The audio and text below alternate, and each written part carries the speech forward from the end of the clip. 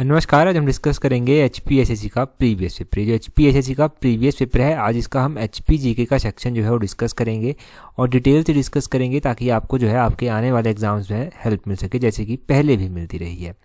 तो question number 98 से जो है अभी हम स्टार्ट करेंगे। बोलते हैं the famous fort of Kamru घाटी and Mastgarh is located in which district. तो बोलते हैं कमरू घाटी का सुप्रसिद्ध और मस्तगढ़ किला जो है वो कौन से ज़िले में स्थित है।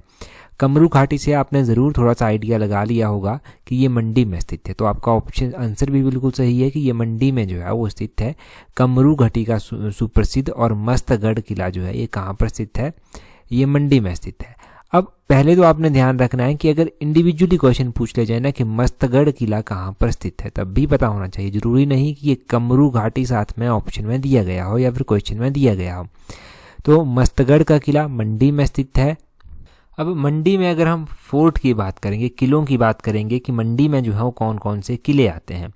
मंडी में एक तो आपका पंगाणा किला आता है। पंगाणा किला कहाँ पर है, मंडी में स्थित है। कमलाह फोर्ट मोस्ट इंपॉर्टेंट है, कमलाह फोर्ट। कमला फोर्ट भी जो है वो मंडी में स्थित है। अगर हम घाटियों की बात करें, वैलियों की बात करें, तो बलहा घाटी जो है वो मंडी में आती है और मंडी की मोस्ट फर्टाइल वैली है ये बलहा घाटी। इमला बिमला घाटी जो है ये भी मंडी में आती है। अगर फिर से और डिस्ट्रिक्ट के किले हम जानें कि किस किस डिस्ट्रिक्ट में कौन कौन सा इंपॉर्टेंट किला है, तो तारागढ़ किला आपने ध्यान रखना है, चंबा में स्थित है। और उसके बाद कांगड़ा किला तो आपको पता ही है ना कि कांगड़ा में ये स्थित है। मानकोट किला कहाँ पर स्थित है, ये भी जो है वो डिस्ट्रिक्ट कांगड़ा में स्थित है।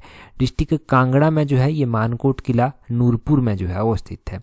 आपने ध्यान रखना है कि जो महल मोरिया नामक स्थान है ना, महल मोरिया नामक स्थान कहाँ पर है, ये हमीरपुर में स्थित है। तो महल मोरिया फोर्ट भी आपसे, महल मोरिया फोर्ट किला भी आपसे पूछ लिया जा सकता है, हमीरपुर में ध्यान रखना। बिलासपुर के किले बहुत इंपॉर्टेंट है। बिलासपुर में कौन कौन से किले हैं, बिलासपुर में बहादुरगढ़ किला है, बिलासपुर में रतनगढ़ किला है, बिलासपुर में जो है वो बछरेटू किला आता है, बछरेटू किला भी इंपॉर्टेंट है। बिलासपुर में जो है वो तियूण फोर्ट आता है, सियूण फोर्ट आता है। ये सारे फोर्ट आपने बिलासपुर के ध्यान रखने हैं। तो बिलासपुर हो गया, मंडी हो गया, वैलीज हो गया, ये इंपॉर्टेंट यहाँ से जान लिया। 99 क्वेश्चन देखिए, बोलते हैं 99 नंबर क्वेश्चन में बोलते हैं इन्वेजन ऑफ महमूद गजनी और Nagarkot has been described by Muslim historian Utbi in his book name. तो बोलते हैं मुस्लिम इतिहासकार उत्वी द्वारा अपनी किस किताब में जो था वो महमूद गजनवी के नगरकोट पर हमले का जो था वो उल्लेख किया गया था। तो ये जो उत्वी था ना, उत्वी पहले तो ध्यान रखना है कि ये महमूद गजनी के जो था वो कार्यकाल के दौरान हुआ करता था। इसकी एक किताब थी जिसमें इसने जो था वो नगरकोट के बारे में डिस्क्राइब किया था। तो ये कौन सी किताब थी, ये थी तारीख़ यामिनी। तारीख़ यामिनी किताब थी। इस तारीख़ यामिनी के बारे में एक दिन हमने क्या पढ़ा था, एक दिन हमने पढ़ा था कि ये किताब जो है ये महमूद गजनी के जीवन पर आधारित किताब है। अलबरूनी ने जो था ये उत्वी ने जो था ये किताब लिखी थी। ध्यान रखना है उत्वी ने ये तारीख़ यामिनी किताब लिखी थी, क्योंकि ये क्वेश्चन हिस्ट्री में बन सकता है कि तारीख़ यामिनी किताब किसने लिखी थी। उत्वी ने लिखी थी। क्वेश्चन ये बन सकता है कि उत्वी किसके कार्यकाल के दौरान हुआ करता था, तो उत्वी जो था वो महमूद गजनी के कार्यकाल के दौरान हुआ करता था। महमूद गजनवी ने जो था वो नगरकोट किले को लूटा था 1009 में। 1009 में इसने नगरकोट किले को लूटा और इसने जो था वो आपने ध्यान रखना है 1025 में सोमनाथ मंदिर को भी लूटा था। आपने ध्यान रखना है कि जब ये आया था तो अलबरूनी, फिरदौसी, उत्वी ये सारे जो था वो इसके दरबार में विद्वान हुआ करते थे। अलबरूनी, फिरदौसी, उत्वी इनके नाम भी ज़रूर जोड़ लीजिए साथ में।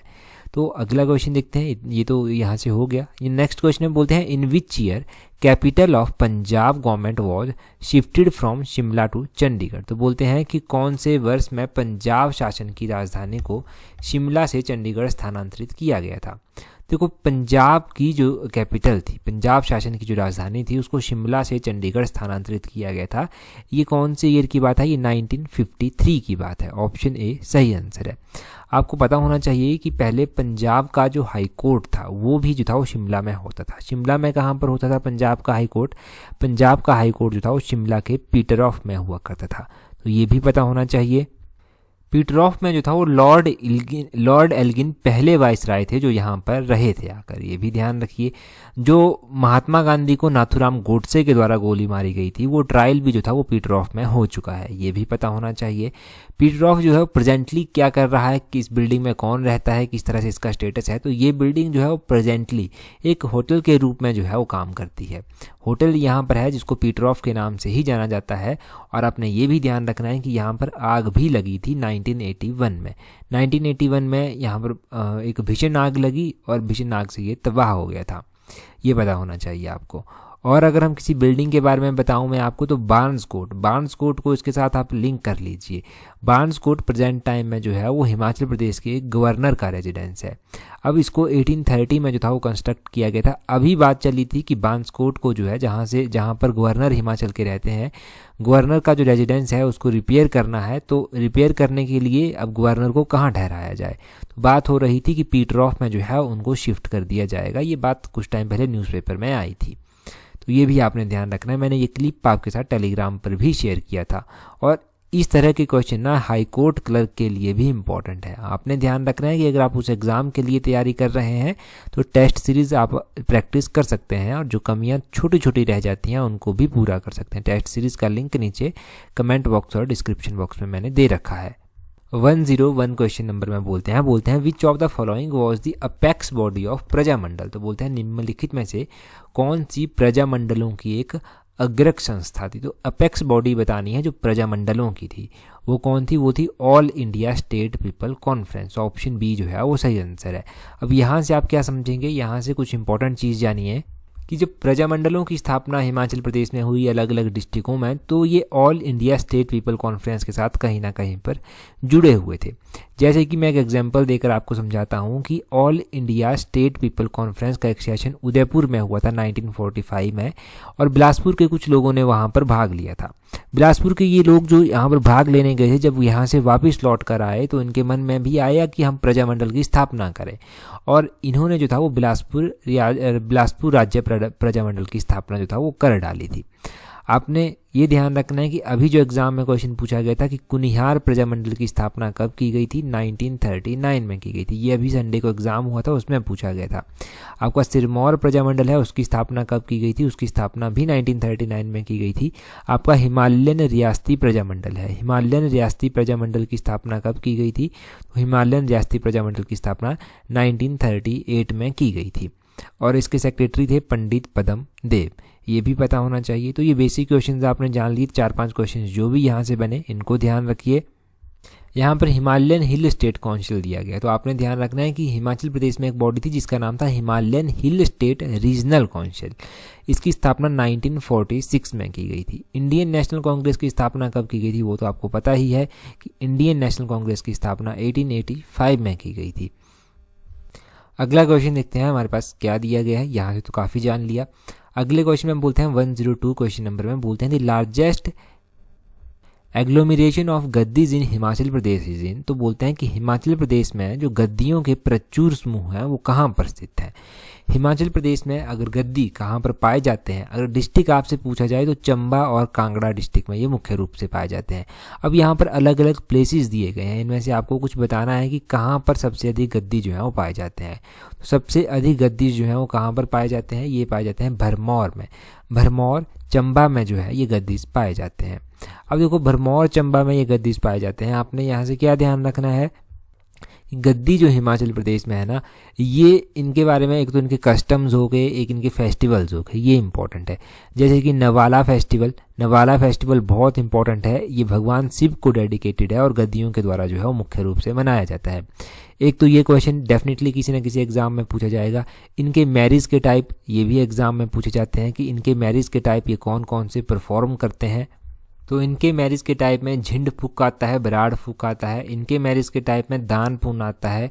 इनके मैरिज के टाइप में घर जवंतरी आता है। इनके मैरिज के टाइप में झंझारा आता है, और इनके मैरिज के टाइप में बट्टा सट्टा आता है। तो ये सारे जो हैं वो मैरिज के टाइप इनके बीच में परफॉर्म किए जाते हैं। ये पता चल गया आपको, तो इनको ध्यान रखिए, अब कन्फ्यूज़न नहीं होना चाहिए। 103 क्वेश्चन नंबर देखिए, 103 में क्या बोलते हैं, यहाँ पर बोलते हैं the Ranganath temple of Bilaspur is dedicated to. तो बोलते हैं कि बिलासपुर का रंगनाथ मंदिर किसको समर्पित है। ये रंगनाथ मंदिर बिलासपुर का जो है ये लॉर्ड शिवा को डेडिकेटेड है। ऑप्शन बी जो है वो सही आंसर है। पहला अगर क्वेश्चन पूछा जाए कि बिलासपुर कौन सी नदी के किनारे स्थित है, बिलासपुर सतलुज नदी के किनारे स्थित है। बिलासपुर में कौन सा मेला लगता है, बिलासपुर में नलवाड़ी मेला लगता है। नलवाड़ी मेला कहाँ पर लगता है, लुहणु ग्राउंड में एग्जैक्टली लगता है। नलवाड़ी मेला कौन सी नदी के किनारे लगता है, तो ये नलवाड़ी मेला लुहणु ग्राउंड दोनों ही सतलुज नदी के किनारे स्थित है। सतलुज नदी पर बनी हुई है गोविंद सागर झील, ये भी ध्यान रखना है। कंदरौर का पुल जो है ये भी सतलुज नदी के ऊपर बना हुआ है। आपका अलीखड्ड जो है ये भी सतलुज की सहायक नदी है। और बिलासपुर में जो सबसे बड़ा मछली प्रजनन केंद्र है देओली में, देओली जो है इस अलीखड्ड के किनारे जो है वो स्थित है। ये क्वेश्चन सेक्रेटरीट के एग्जाम में लास्ट टाइम पूछा गया था। तो ये सारे क्वेश्चंस आपने इस तरह से ध्यान रखने हैं। ये तो पुराने क्वेश्चंस हैं, बहुत बार आपने रिवाइज कर रखे हैं। क्या बिलासपुर में कोई और मंदिर भी स्थित है, बिलासपुर में जो है वो नैना देवी मंदिर स्थित है। बिलासपुर में एक मंदिर है गोपाल जी का मंदिर। ये मंदिर जो था वो 1938 में बिलासपुर के अंतिम राजा आनंद चंद ने जो था वो बनवाया था। बिलासपुर में मुरली मनोहर मंदिर है, ये बिलासपुर के राजा अभय चंद के द्वारा जो था वो बनवाया गया था। बिलासपुर में देव भाटी मंदिर है, देव भाटी मंदिर जो है वो ब्रह्मपुक्कर में स्थित है। ब्रह्मपुक्कर जो है वो बिलासपुर में स्थित है। और ये देव भाटी मंदिर जो है वो राजा दीपचंद के द्वारा इसका निर्माण करवाया गया था। तो ये बिलासपुर के मंदिरों के बारे में आपने ध्यान रखना है। ये देव भाटी मंदिर इंपॉर्टेंट है, नैना देवी मंदिर स्थित इंपॉर्टेंट है। आपने ये भी ध्यान रखना है कि नैना देवी मंदिर का निर्माण किसने करवाया था, तो वीर चंद के द्वारा जो था वो नैना देवी मंदिर का निर्माण करवाया गया था। तो ये सारे क्वेश्चंस पता चल गए। अगला क्वेश्चन देखिए, अगले क्वेश्चन में बोलते हैं Gupta art entered in Shivaliks first of all around. तो बोलते हैं गुप्त कला ने जो है वो लगभग किस शताब्दी में, सेंचुरी में जो था वो सबसे पहले शिवालिक पर्वतों में प्रवेश किया था। तो अगर हम गुप्ता आर्ट की बात करें, गुप्ता आर्ट ने जो था वो लगभग 6th-8th सेंचुरी में से 6ठी से 8वीं सेंचुरी के बीच में ही जो था शिवालिक की पहाड़ियों में एंटर किया था। पहले तो शिवालिक पहाड़ियों का जो क्वेश्चन अभी एग्जाम में पूछा गया था कि शिवालिक की पहाड़ियों को जो है वो किस नाम से जाना जाता है, तो मेनाक पर्वत भी इनको कहा जाता है। मेनाक पर्वत ध्यान रखना है, ये शिवालिक को कहा जाता है। शिवालिक जो है वो मुख्य रूप से ऊना डिस्ट्रिक्ट में पड़ता है। और भी बहुत सारे डिस्ट्रिक्ट ऐसे हैं हालांकि जो इसके साथ बाउंड्री शेयर करते हैं। यहाँ पर आर्ट की बात हो रही है, गुप्ता आर्ट की। तो गुप्ता आर्ट के बारे में ध्यान रखना है कि गुप्ता आर्ट का जो ज़्यादा प्रभाव देखने को मिलता है वो लाहौल स्पीति में भी कहीं पर देखने को ज़्यादा मिलता है। और लाहौल स्पीति में पद्म संभव के साथ भी जो है वो जोड़ा जाता है इसको। पद्म संभव ने जो था वो काफ़ी इम्पोर्टेंस जो था वो इसको दी थी, ये ध्यान रखिए। और गुप्ता अगर हम गुप्ता आर्ट के बारे में बात करेंगे तो मथुरा और गंधार ये जो है वो काफ़ी अच्छे एग्जाम्पल माने जाते हैं इसके स्कल्पचर्स के, गुप्ता टाइम के, ये भी पता होना चाहिए।